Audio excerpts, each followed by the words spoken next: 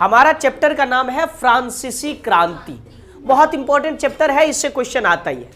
चलिए हम बात करते हैं। देखो फ्रांस का समाज, ठीक है, 16वीं 17वीं शताब्दी के आसपास, ठीक है, 17वीं शताब्दी 18वीं शताब्दी में जब लुईस 16 राजा था तो 3 वर्ग में बटा हुआ था। कितने वर्ग में? 3। प्रथम वर्ग पादरी, द्वितीय वर्ग कुलीन, कुलीन मतलब अभिजात वर्ग, ऊंचा वर्ग जो राजा से संबंधित रखता था, राजपाट संभालता था, प्रशासन संभालता था, ठीक है। और तीसरा वर्ग में था व्यापारी, किसान, डॉक्टर, मजदूर। ये सब किस वर्ग में था?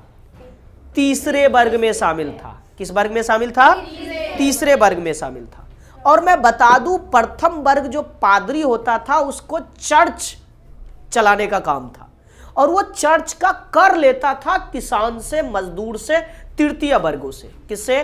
किसान से। और उस तृतीय वर्ग से जो कर लेता था उसका नाम था टाइद, TITHE। क्या नाम था? THE, tide. क्या नाम था? और राजा जो कुलीन वर्ग राजा था वो भी तृतीय वर्ग से टैक्स लेता था, वो भी तृतीय वर्ग से, तो उसका नाम था टाइल। क्या नाम था? TAILE, tile. क्या नाम था? TILL है ना, टाइल। क्या नाम था? टाइल। तो ये दोनों कर आपको ऑब्जेक्टिव में पूछा जाएगा एग्जाम के अंदर कि राजा जो कर लेता था तृतीय वर्गों से उसका नाम था टाइल, और चर्च जो कर लेता था तृतीय वर्ग के लोगों से उसका नाम था टाइद, ठीक है, ईद, ठीक है। बात समझ में आ गया। और 1774 के आसपास लुईस 16 राजा था फ्रांस का।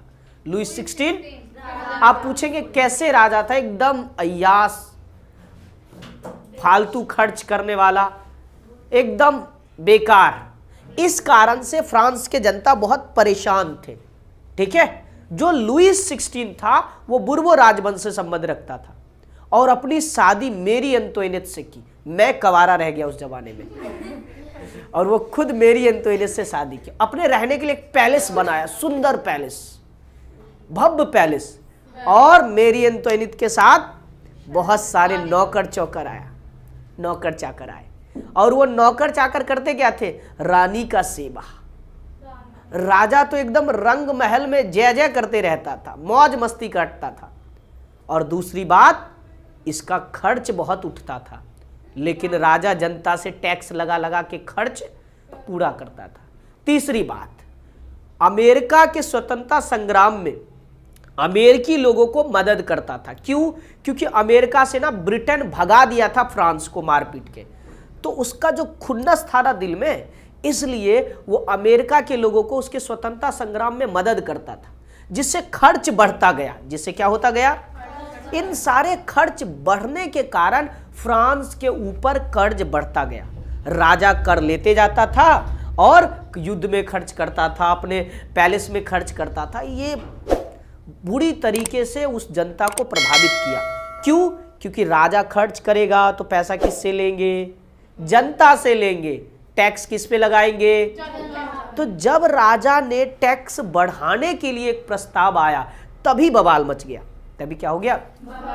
बवाल ये बचा कि एक तो इतनी महंगाई है, पाव रोटी, वहां के खाने का जो मेन साधन था वो पाव रोटी था, उसकी जो कीमतें हैं वो आसमान छू रही है, और उसके ऊपर से कह रहे हो कि हम और टैक्स लगाएंगे।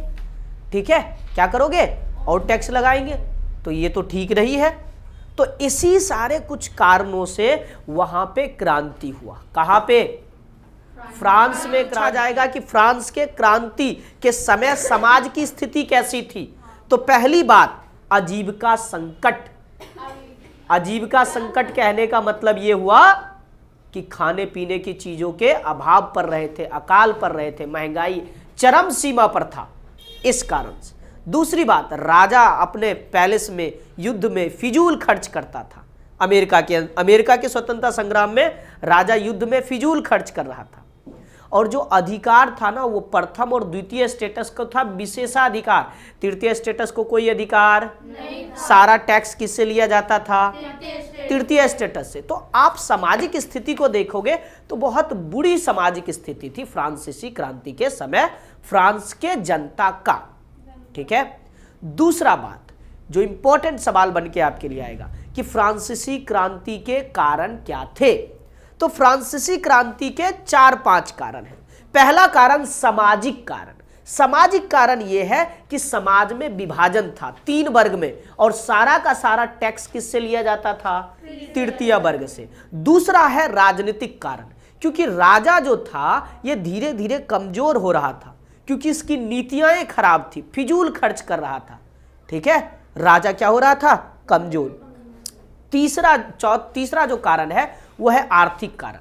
देश में महंगाई बढ़ रही थी, है ना, फसल खराब हो रहा था, तो लोगों की आजीविका संकट में आ गई। ठीक है, और तत्कालीन कारण में बात करें तो 1789 में ये खर्च को पूरा करने के लिए 1789 में खर्च को पूरा करने के लिए राजा ने प्रस्ताव लाया कि टैक्स बढ़ा, और तृतीय वर्गों के लोगों ने बोला कि हम मानने के लिए तैयार नहीं है। और स्टेट जनरल के बैठक में स्टेट के आधार पे मतदान होता था, लेकिन मतदान की बात करें ना, अब देखो टैक्स बढ़ाना था तो 3 स्टेट के लोग थे, तीनों स्टेट के लोगों से राय लेकर करना था, टैक्स बढ़ाना था। तो प्रथम स्टेटस, द्वितीय स्टेटस को वोट देने का हक था, लेकिन तृतीय स्टेटस को वोट देने का हक नहीं था। और टैक्स किस पे लगना है? तृतीय स्टेटस पे। तो जो 1789 में मतदान के लिए प्रस्ताव आया, वो उसको तो वोट देने का अधिकार ही नहीं था, इसलिए वो सारा जनता बाहर निकल गया, हो हंगामा करने लगा और आंदोलन की बिगिल शुरू कर दी कि हम राजा की बात नहीं मानेंगे, हम अपना आंदोलन करेंगे। इसमें कुछ दार्शनिकों का योगदान है। किसका योगदान है? दार्शनिक मतलब विचारक।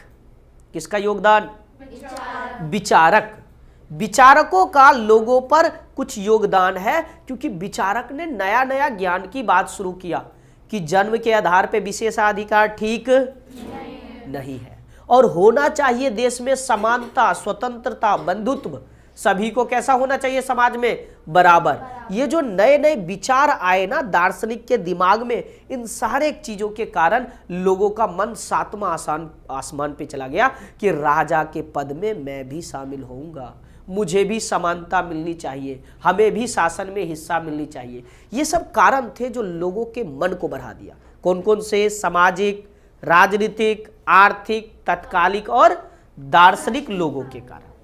ठीक है, ये था परिणाम। यही निकला कि जनताओं ने विद्रोह कर दिया। विद्रोह किया तो बास्तिला जो क्या था? घृणा का केंद्र था। बास्तिला क्या था? वास्तव में एक जेल था जिसको जनताओं ने तोड़ दिया।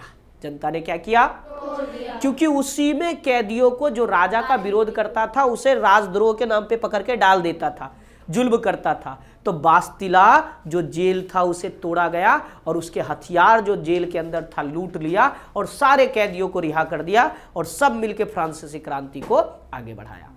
परिणाम ये निकला कि लुईस 16 को गद्दी से हटाया, बाद में फांसी दे दिया और उसकी प्यारी मेरी एंटोइनेट को भी फांसी दे दिया और वहां पे लोकतंत्र की स्थापना हो गई और आगे चल के वही सत्ता पे बैठा नेपोलियन बोनापार्ट।